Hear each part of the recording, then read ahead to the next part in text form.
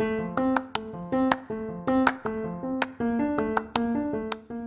I'm Chris Ippolito, and welcome to Get Coach 360, where I'm documenting my journey from employee to entrepreneur while featuring the coaches that are helping me along the way. Each episode, these coaches provide actionable advice to help me and you, the audience, find more success as entrepreneurs.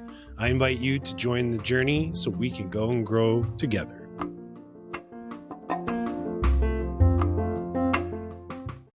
This is going to be the final episode of Get Coach 360 year one, not ever, just year one.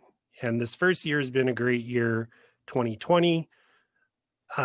Lots learned, lots has changed throughout the year. And that's kind of what I want to do with this episode, is just share a little bit about that, lessons learned, how it's changed, how it's evolved, as well as what's to come. What's the plan for Get Coach 360 in 2021 and beyond.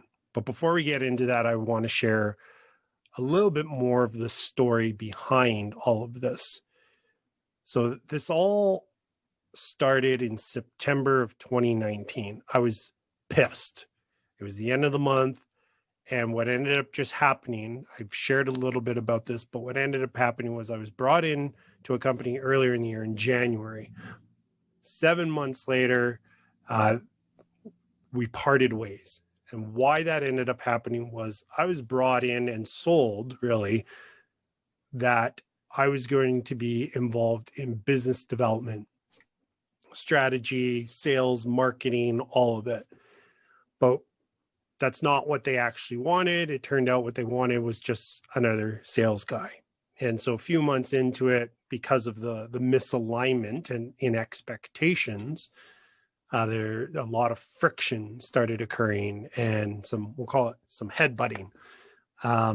So in September 2019, the month before my son Austin was born, we parted ways, which was obviously not great timing. And then we got married later on in the year. So really not the best timing, but we persevere, we move forward, and that's it. I mentioned in the first episode that I didn't want to put my family into that position again. So I just finally made the decision and started taking action on doing something, building a business. And that's where the podcast started. I figured, let's build a platform first, and then perhaps turn that into a business. The really frustrating thing about it all, though, was that company, they didn't need a sales guy. They needed a business development person, marketing more so than sales. And I was very eager to help them out with it. So regardless, started the podcast, ended up doing some freelance work in a marketing role. And throughout the year of the podcast, I learned a ton of lessons. This was by far the best decision I made, was launching the podcast, because I learned so much about myself, about what it takes to launch a business properly. I would even say that I still haven't done it properly. That's going to happen here in 2021. But really, the three biggest lessons I learned, which is what I want to share. So one of them being the importance of having a clear why, a very, very common theme among all the episodes for 2020 in year one. And the reason behind it all is it ends up being the fuel that keeps you going. It kept me going. And my why was my son. When he was born in October, or with him coming, and me losing the job, and just all the things that happened that put in my sentiments, the way I felt about it, it put my family in a position that I felt really uncomfortable with. I needed that bigger reason why to keep me going, because motivation had never worked for me up until this point. So now when I sit down and I'm doing anything tied to Get Coach 360 or the day job or whatever it is, and it's something for the future, it's thinking of my son and other son, actually, who's on the way, my kids, my family. That's what really was my why and drove me forward. And I think a big part of it was that it took the focus off of me. Part of the reason I didn't want to have kids up until not so long ago was, and I even told people this, I said, I'm too selfish. I focus on me only and what's best for me and my tight circle of people that I cared for. But as soon as I had a child or knew that I had a child coming, it really took the focus off of me. So that was big lesson learned this year. I'd known it. This is the crazy thing. I've known these things, but until you go through a journey that reinforces it, you don't truly understand it.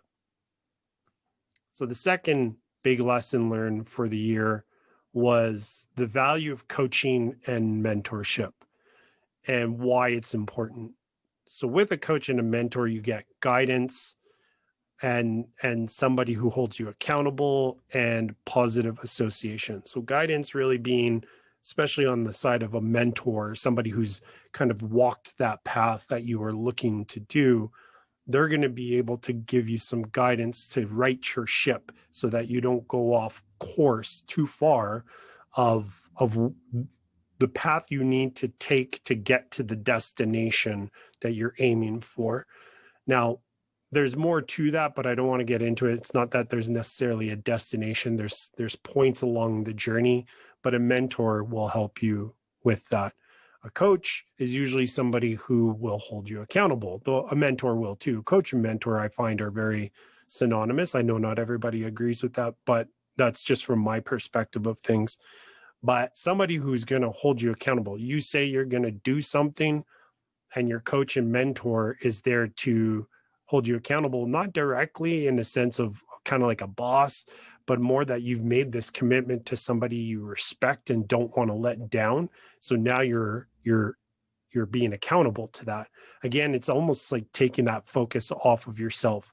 In my first point, I was accountable to my kids, the commitment that I'm making to provide a better life for them. And then in my day-to-day actions, I commit to my coaches or mentors or the guests or people that I've connected with through the podcast. Association. This one was huge. So you are the average of the 5 that you spend the most time with. I believe it's Zig Ziglar who says that.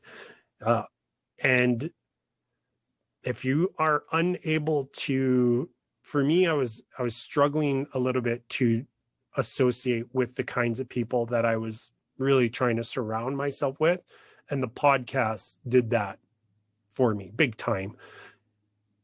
There were 59 episodes recorded, this being number 60. Of those 59, 2 of them were solo, so 57. And then there was a couple duplicates. So I talked to, just on the podcast, I talked to about 54, 55 different people. And I actually talked to over 100 people who wanted to be on the podcast. And those conversations, sometimes they actually were just 15 minutes. Some of them went way longer because we just really got along and just ended up not building an episode around it. So the association that I developed over this past year was just amazing. And the people that I've now connected with and have started to build relationships with are just, they're living that lifestyle that I'm looking to live. So that was a big lesson learned and big takeaway for me for this year. And then the last one really is the importance of taking action. I was incredibly guilty of this for years and years and years and years. I have wanted to be an entrepreneur basically since junior high. So 12, 13 years old, launched my first business in a class called Enterprise and Innovation. And since then, I just really wanted to have my own business. So made a few attempts in the past. And the biggest issue was that I just never took enough action. and all these conversations I had, that was, again, one of the most common themes was, yes, having a plan in place is important. So that is, in a sense, taking some action. But where most people fall flat is that they don't take it any further. Myself, what I was very guilty of is acquiring knowledge. Lots of books read, lots of podcasts listened to, lots of conversations, whatever they be. And knowledge just isn't good enough. You need to end up applying that knowledge. A lot of the conversations I ended up having and the lessons learned through these the coaches and my guests, I'll admit, I knew in theory a lot of these things before I started, but the experience of going through and trying to launch the website, launch the podcast, book guests, get guests to be able to share the content to help grow the podcast, trying to figure out how to monetize and generate revenue with the podcast. All of this ended up teaching me the things that I already knew. I was forced to take action, and I'm still struggling in the sense of not having the results perhaps that I'm looking for, but I'm still taking action on a regular basis every single day, doing something that's trying to move the podcast and the business forward.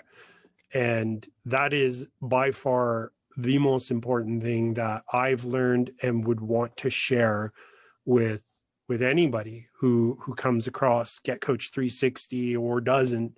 If anybody were to ask me, what's the biggest takeaway you've had for this year, it was the importance of taking action and not falling victim to being a perpetual student who doesn't do anything, because that's what I was. I know a lot of this stuff. Somebody asks me the questions in theories, I got the answers, but I just have not applied. And application is way, way different for whatever reason. So those were my 3 biggest lessons learned. There were many, many more, and still more to come, I'm sure. So now I want to share the plan for 2021. So partway through the year, I changed the name from Get Coach Podcast to Get Coach 360. So it's getcoach360.com. The podcast is really just the Get Coach 360 podcast or show. The podcast is going to be shifting quite a bit.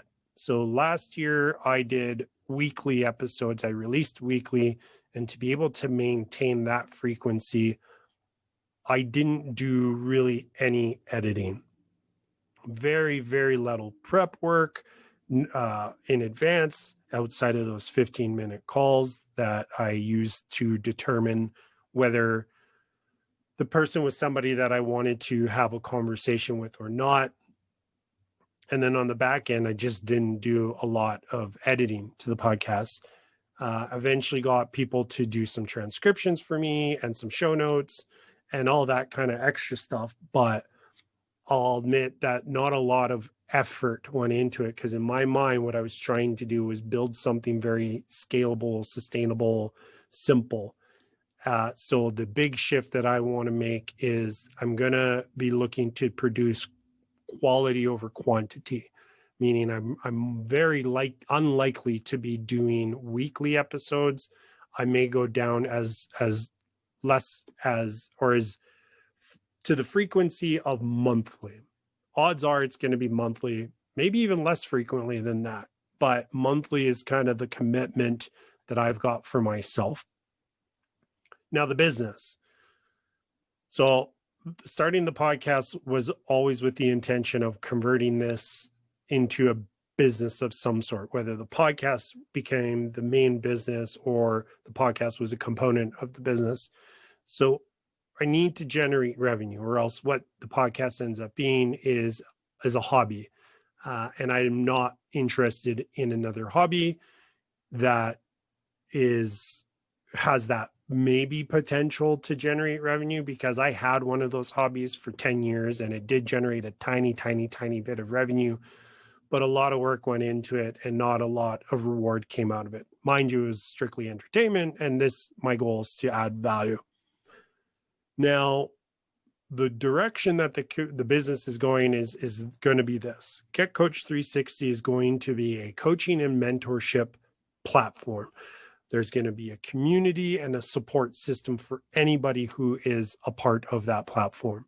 One component is also going to be a certification program. So with all these connections that I've made with business coaches and other entrepreneurs, is looking to build out certification programs and education programs to teach either entrepreneurs or business coaches how to scale up their business, how to basically add more tools to their toolkit is kind of a good way to think about it.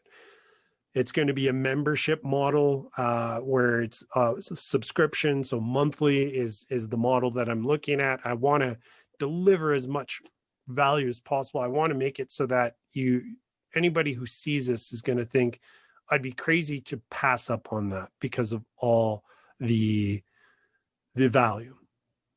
More of that to come. As you can tell, it's a little bit early on, still in development, a lot happening behind the scenes, conversations with business coaches and partners, strategic partners, to make this work.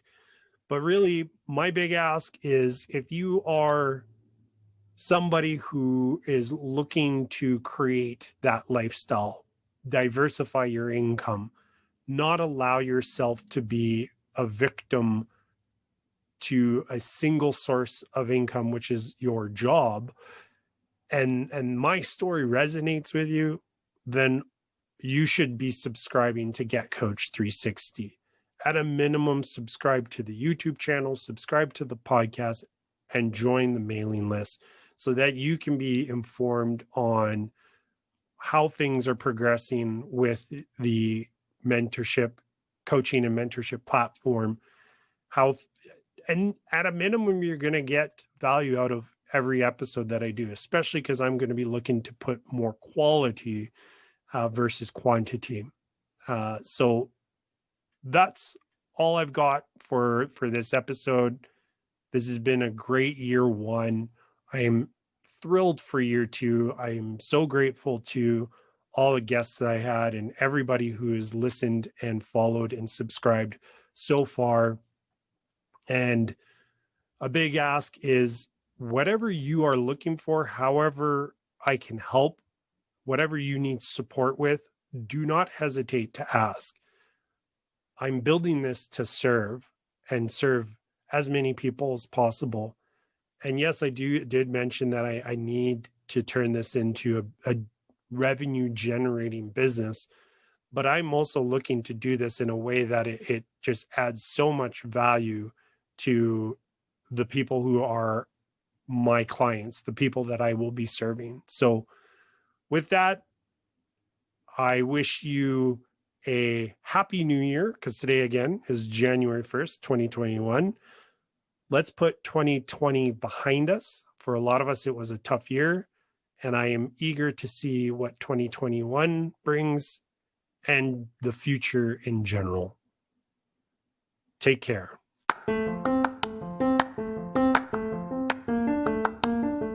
Thanks for listening to Get Coach 360. If you're looking for more information, you can head over to our website, which is getcoach360.com. You'll find the show notes for this and every other episode there.